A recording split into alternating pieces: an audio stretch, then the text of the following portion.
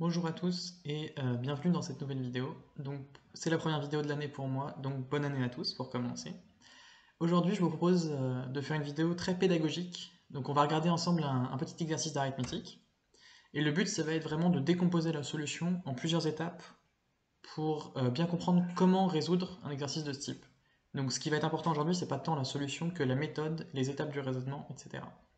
Donc je vous laisse découvrir l'énoncé avec moi.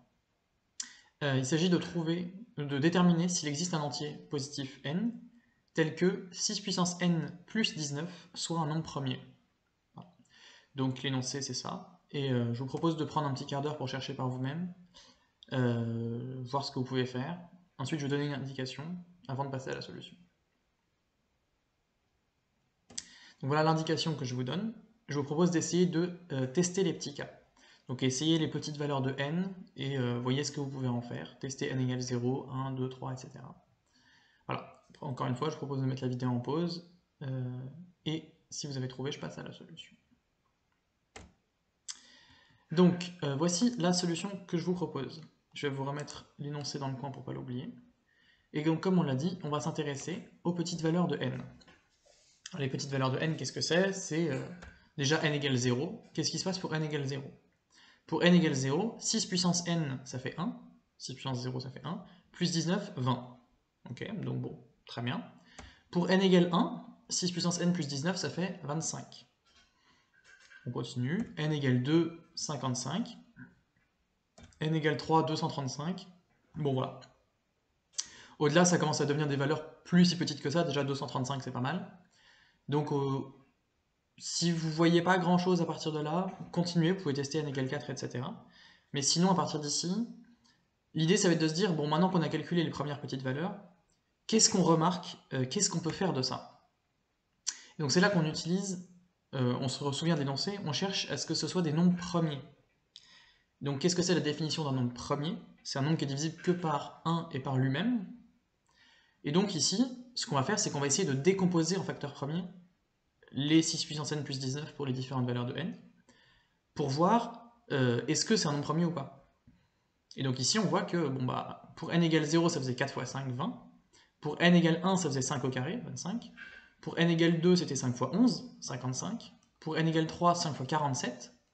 Donc on a l'impression, en tout cas pour les petits cas, 0, 1, 2, 3, etc., que 6 puissance n plus 19, c'est pas un nombre premier. Maintenant, est-ce que c'est le cas pour les valeurs suivantes? On va essayer de montrer que oui ou non, on ne sait pas. Mais en tout cas, l'idée c'est d'essayer de remarquer quelque chose. Et normalement, une fois que vous avez fait ces 4 décompositions en facteurs premiers là, vous commencez à voir apparaître un thème récurrent. Et ce thème récurrent, c'est le 5 à chaque fois. Ok? C'est-à-dire qu'on a testé pour les valeurs n égale 0, n égale 1, n égale 2, n égale 3. À chaque fois, c'est des multiples de 5. Et effectivement, vous pouvez même s'en rendre compte sans faire la décomposition en facteur premier. À chaque fois, ça finit par un 5 ou par un 0 pour 20. Donc, c'est toujours des multiples de 5. Donc ça, c'est ça le type de raisonnement qu'il faut mettre en place quand vous travaillez au brouillon sur ce genre d'exercice. C'est essayer de remarquer des choses, essayer de tester des petites valeurs, remarquer des choses. Ici, on remarque le 5 à chaque fois. Et donc, on se dit, bon, bah, on pense que 6 puissance n plus 19, ça va toujours être divisible par 5. Et donc ça, c'est l'idée qu'il faut avoir. Et maintenant, il faut le montrer. Et donc, pour le montrer, bon, bah, on va regarder l'expression 6 puissance 19 modulo 5. D'accord? Le but, c'est de montrer que c'est un multiple de 5. Pour montrer que c'est un multiple de 5, regardez modulo 5, ça paraît logique. On va essayer de montrer que l'expression 6 puissance n plus 19 vaut toujours 0 modulo 5. Et donc, bah, c'est parti. Comment est-ce qu'on calcule 6 puissance n plus 19 modulo 5? Bon, le 19, on le garde pour plus tard, on sait faire. Donc on va s'intéresser à 6 puissance n. Comment est-ce qu'on peut étudier 6 puissance n modulo 19? Ben, on va commencer par 6.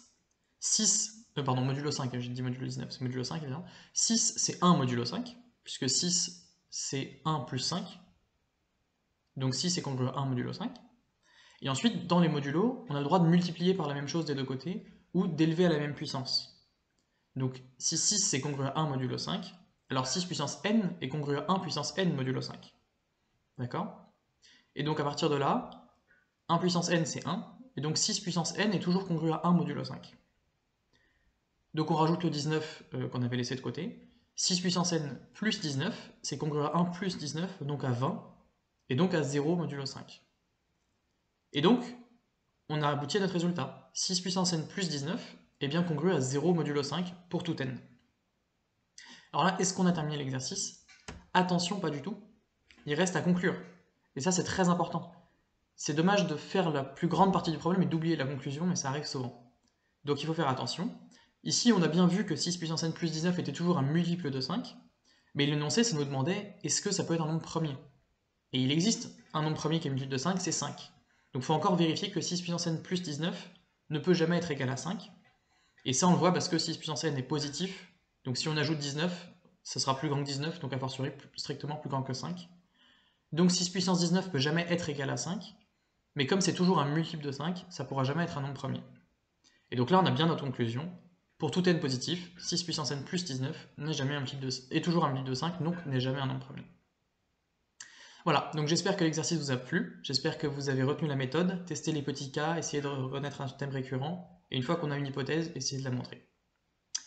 Voilà, bon bah c'est tout pour aujourd'hui, et je vous dis à bientôt dans une prochaine vidéo.